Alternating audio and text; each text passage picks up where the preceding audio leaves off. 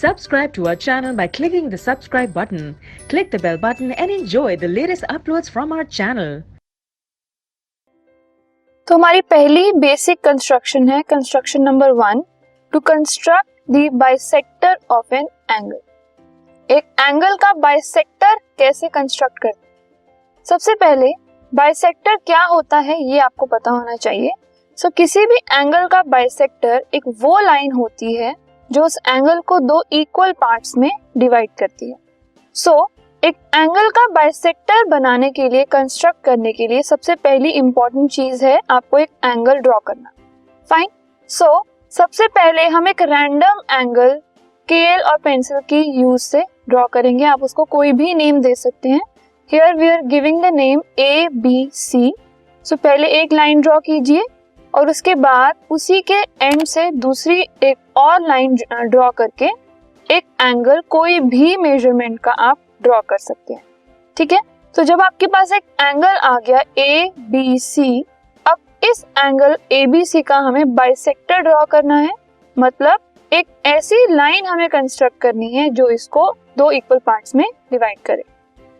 इसका bisector draw करने के लिए जो भी स्टेप्स ऑफ कंस्ट्रक्शन है उसका पहला स्टेप है टेकिंग B एज सेंटर। आप देख सकते हैं जो एंगल हमने ड्रॉ किया है ABC, उसमें B वाला जो पॉइंट आप देख रहे हैं दैट इज द कर्व जहां पर वो एंगल मुड़ रहा है।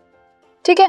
तो taking B as centre and any radius, draw an arc to intersect AB at D and CB at E। अब जो पॉइंट आपके पास B है, ठीक है, वहां पर आप कंपास लेकर, जो कंपास का पिन वाला पार्ट है वो रखेंगे और कोई भी रेडियस में, मतलब आप कंपास को कितना भी अपनी मर्जी से थोड़ा सा खोल कर पिन वाला पार्ट बी पर रखकर एक आर्क ड्रॉ की। ठीक है। बट वो जो आर्क है, वो जो दो लाइंस है AB और BC दोनों को काटनी चाहिए। ठीक है। इतनी बड़ी आपकी आर्क होनी चाहिए कि वो लाइन AB को भी काटे और लाइन BC को भी काटे। जहां पर वो लाइन AB को काटेगी वहां पर आप उसको पॉइंट D नाम दे दीजिए और जहां वो BC को कट कर रही है, इंटरसेक्ट कर रही है, उसको आप पॉइंट E नाम दे दीजिए। अब हमारे पास जो फिगर आई है उसमें एक एंगल जो हमने स्टार्टिंग में ड्रॉ किया था वो, और उसके दोनों आर्म्स के ऊपर हमने दो पॉइंट्स आर्क से कट करके मार्क किए। ठीक है। अब जो कंपास में आपने रेडियस खोला था उसको आपने वैसे का वैसे रखना है, उसको छेड़ना नहीं है बिल्कुल भी।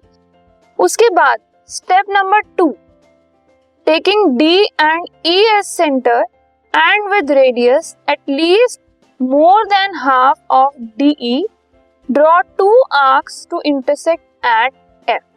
अब आप क्या करेंगे, जो DE वाला पोर्शन है आपका, उससे उसके हाफ से ज्यादा अपनी कंपास को आप खोलेंगे। ठीक है। किसी भी पॉइंट पर आप रख लीजिए, E पर रखकर खोल लीजिए या फिर D पर रखकर खोल लीजिए, लेकिन जो DE वाला पोर्शन है उसके हाफ से ज्यादा आपकी कंपास खुली होनी चाहिए। ठीक है। जब आपने एक बार उस पोर्शन के हाफ से ज्यादा अपनी कंपास को खोल लिया, उसके बाद आप E पॉइंट पर रखकर जो एंगल है उसके मिडिल वाला जो खाली पोर्शन है वहां पर एक आर्क ड्रॉ कीजिए और फिर D पॉइंट पर रखकर वो जो पुरानी वाली आर्क है जो आपने E से बनाई है उसको कट कीजिए। ठीक है। एक क्रॉस टाइप आपको मिल जाएगा। फाइन। उस क्रॉस को आपने नाम दे दिया F। ओके।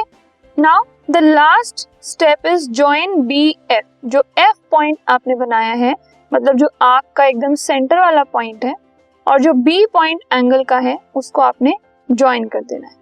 जब आपने इसको ज्वाइन कर दिया तो एक लाइन आपको मिल गई BF, और ये जो लाइन हमें मिली है एंड में, this is the bisector of the angle ABC। इस लाइन ने एंगल ABC को दो बराबर बराबर पार्ट्स में डिवाइड कर दिया। ठीक है। अब दो एंगल हमारे पास आ गए, एक ABF और एक FBC। ये दोनों एंगल्स आपस में बिल्कुल equal. BF is the required angle bisector.